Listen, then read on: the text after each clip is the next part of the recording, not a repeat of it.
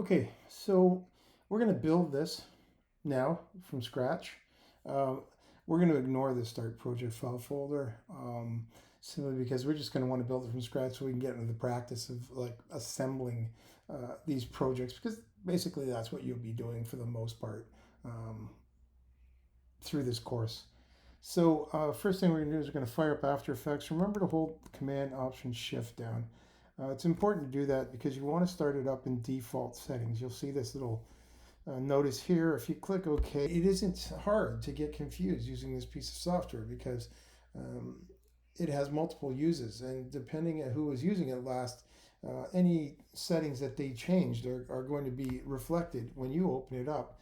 So we can just close this window because that's really of no importance to us. And then what we're going to do is we're going to set it to standard, because for the most part that's what we should be using. So now that we've got that set up, we can begin the process of establishing things. Okay, again, we want to go to After Effects, we want to go to Preferences, and we want to set up our autosave, and we want to make sure that it's not 20 minutes, but it's every 5 minutes. And next to project is fine, because that's, for the most part, that's where we want it to be. And of course, we're going to establish our AEP file now, and we'll go File, Save As again.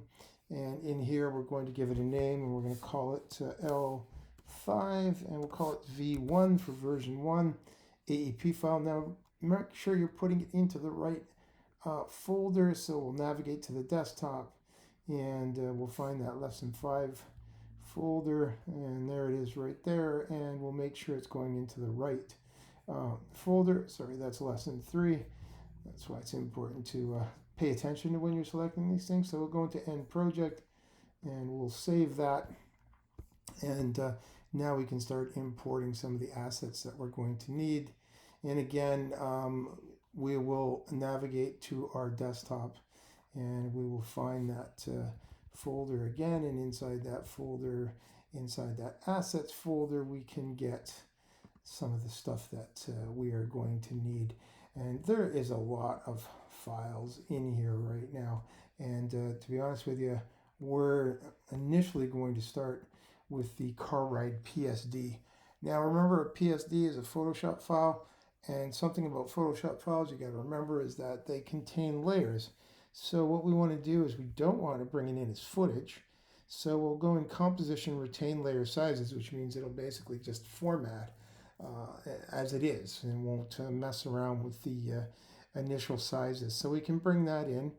And again, it's going to ask us what we want to do with it. And we want to make sure it is editable layer styles in case there's any text or any layer style effects that have been put in there that we want to be able to edit. If we don't do that, then it's just going to merge it all into the footage, and that's not going to be of any use to us.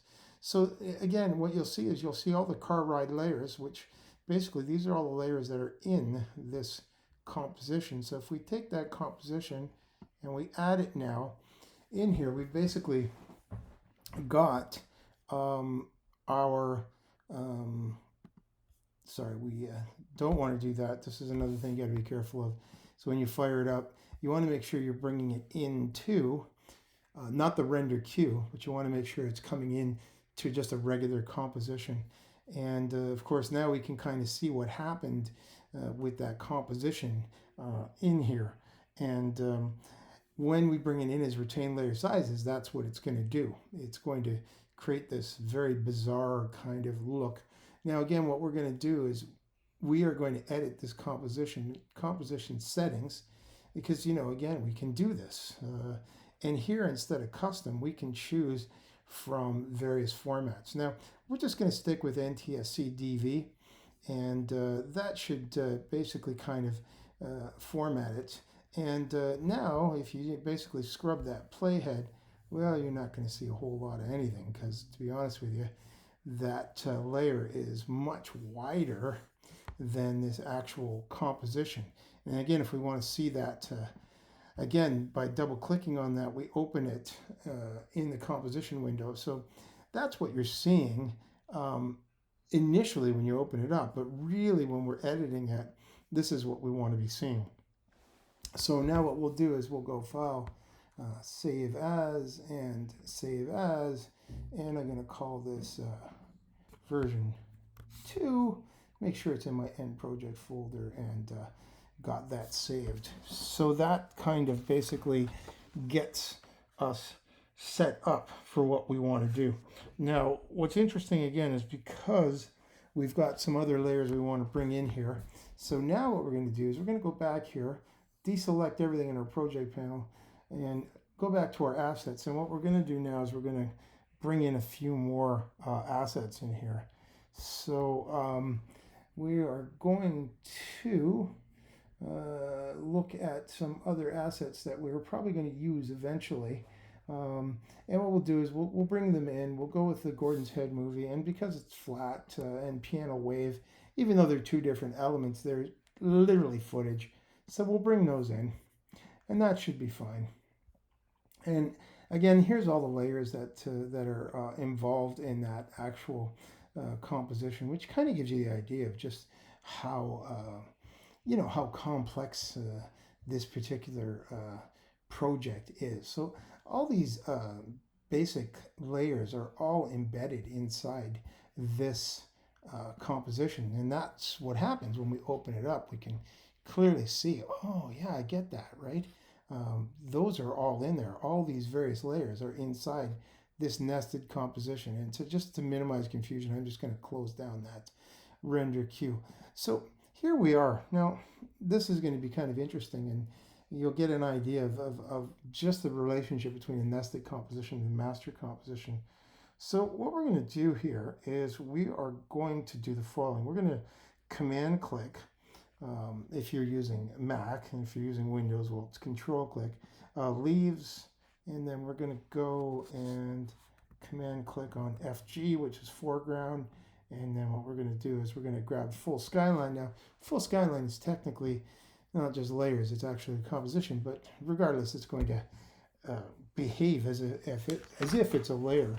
And what we're going to do is we are going to basically make these layers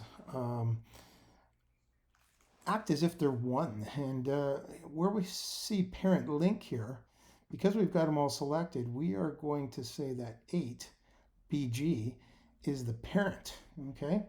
So now this is going to kind of give you an idea of the power of parenting. So we're going to share the DNA with this layer, with those layers, okay? Because we've said that this is the parent layer, and these are the progeny of that layer. So we'll select that BG layer, and we'll hit P to reveal the position value, which is, the basic value that's in any one of these things. And what we'll do basically now is we are going to take this current value, this 129,029 by 120, and at 0 seconds, 0 frames, what we're going to do is we are going to basically use this value to add a keyframe to. Now what we're going to do is we're going to take our playhead and we're going to go down to 10 seconds and 15 frames. And at 10 seconds and 15 frames, what we're going to do is we are going to change that first value, that X value, to minus 626. And then we'll click off it.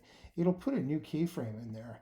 And what will happen is you'll see that whole layer kind of move, okay?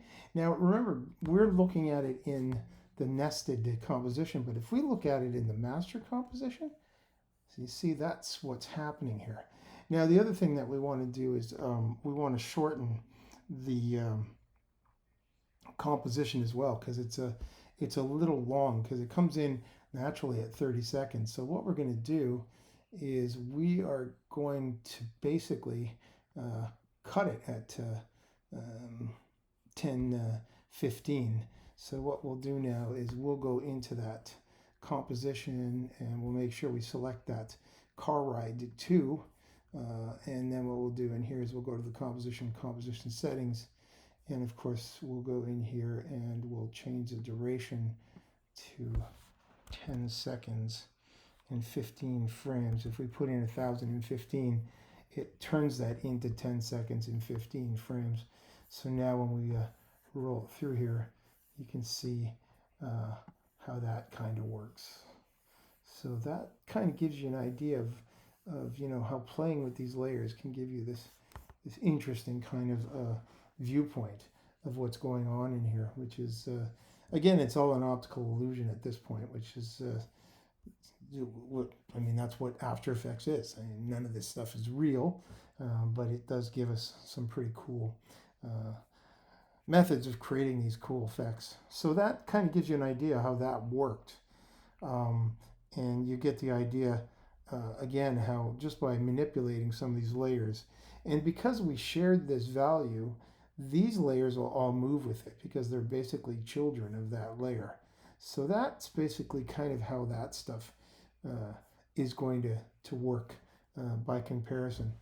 Again, I mean, if you wanted to, eliminate confusion in here, you could go into this this car ride composition here. And if you wanted to basically change those composition settings so that they match, it's entirely doable. I can go in there and I can take this and set that to 1015 and click off on that, and basically these two windows look exactly the same.